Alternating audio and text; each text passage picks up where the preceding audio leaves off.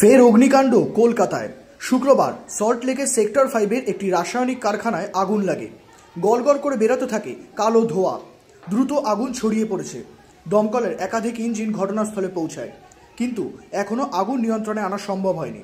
কারখানার ভিতর থেকে বিস্ফোরণের শব্দও শোনা গিয়েছে, তবে কী কারণে বিস্ফোরণ তা এখনও স্পষ্ট নয়।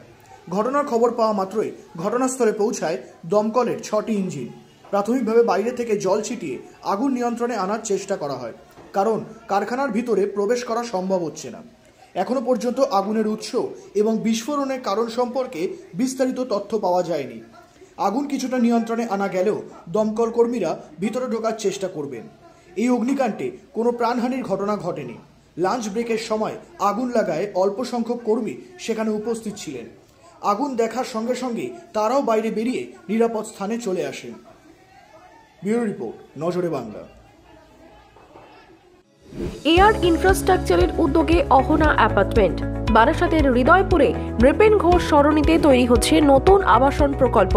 থাকছে একগুচ্ছ বিশেষ সুবিধা, লিফট থেকে শুরু করে ডিপ টিউবওয়েল, এছাড়াও থাকছে সাউন্ড প্রুফ জেনারেটর এবং কার পার্কিং এর সুবিধাও।